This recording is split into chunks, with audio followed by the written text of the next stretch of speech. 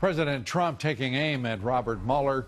The president blaming the special counsel for dragging his approval ratings down. The president tweeted this saying, quote, "Without the phony Russia witch hunt and with all that we've accomplished in the last almost 2 years, tax and regulation cuts, judges, military, vets, etc., my approval rating would be at 75% rather than the 50% just reported by Rasmussen."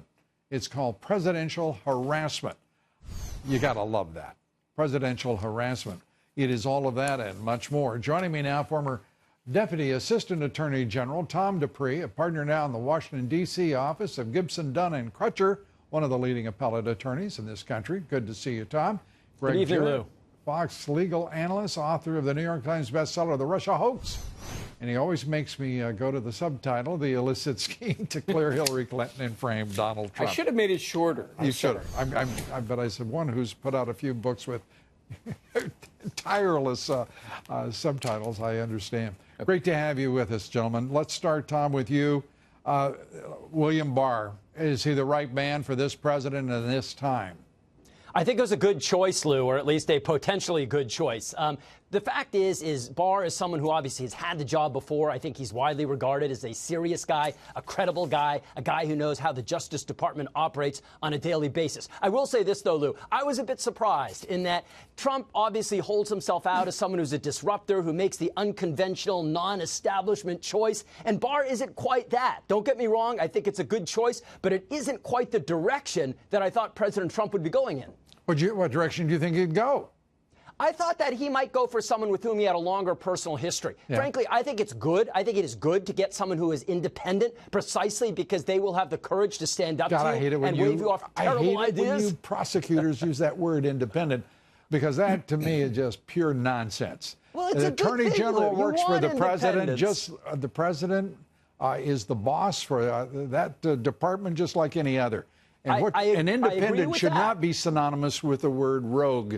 Because that's what we witnessed with this round. I agree that independent should not be synonymous with rogue. I think that the Attorney General's job is to implement the president's law enforcement agenda. But at the same time, you want someone who's an honest broker, who is not afraid to call it as he sees it and tells the president in some cases the law doesn't allow you to do this. Yeah. Well, he's got a phalanx of lawyers around him. He shouldn't have. No shortage there. No shortage. What do you think, Greg? Well, I slightly respectfully disagree with Tom. The president has a duty to direct the attorney general what to do, what not to do. This whole notion of independence is a canard that's been peddled for 40 years. Now, as for William Barr, I'm sort of two minds. Yes, unquestionable integrity, a fine reputation, great experience. He brings gravitas to the job, but he is an establishment figure at a time when I think we need a disruptor as Attorney General, somebody who would vigorously go after corrupt officials at the FBI and Department of Justice who were abusing their positions of power and attempting to undermine democracy. I'm afraid Barr is not that guy.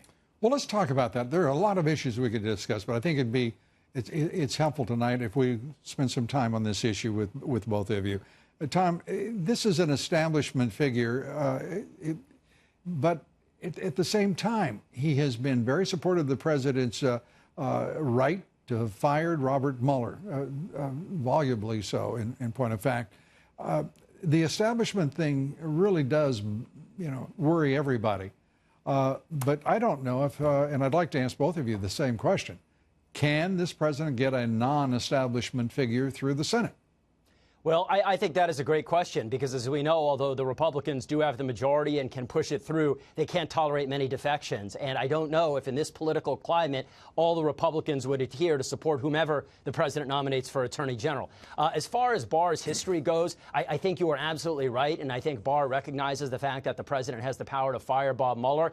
I think kind of where the rubber hits the road is what advice would he give him? Even if the president has the power constitutionally to do it, is it a smart thing to do? Is it justified? Does it make sense? And I think that's where Barr will be able to provide the president with sound advice. Dianne Feinstein said today, I don't know anything about him. I don't have an opinion on him. I guarantee you within a couple of days of his being nominated, if he is nominated, she'll have a firm opinion against him. So it doesn't matter. I mean, Democrats are going to vote against whomever the president nominates. Frankly, I was worried, frankly, more about the rhinos in the Senate than I was about the well, Jeff Flake's gone. Well, unfortunately, Thankfully, he left a perfect name spirits. for the guy, huh? Well, all of that.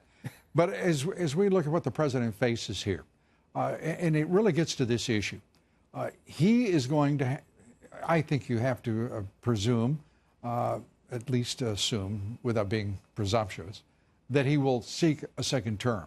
To do so, he is going to have to bring into line the special counsel, in my opinion, and this entire charade, this fraud that's been perpetrated on him. He's exactly right. It is harassment of it by any other, and that's the lightest, word we could apply. Tom, what does he have to do to get this under control? Well, look, Lou, my hope has always been that Bob Mueller is going to be winding up this investigation in the not We've heard that bull for how long? Well, I have always said from day one that this investigation is going to go one heck of a lot longer than anyone anticipates. But the fact that Mueller now has gotten the responses from the president, the fact that he has apparently struck deals with Cohen, apparently struck deals with Flynn and other people, it signals to me that this thing is closer to the end than the beginning. And I would be absolutely astounded if this thing is still going as Donald Trump approaches a second term. I don't think it will. Mueller will issue a report that is one-sided, biased, full of supposition and conjecture about this narrative collusion with not a whiff of real evidence. But Mueller will try to portray it as such for Democrats in Congress to take political action in a thing they call impeachment.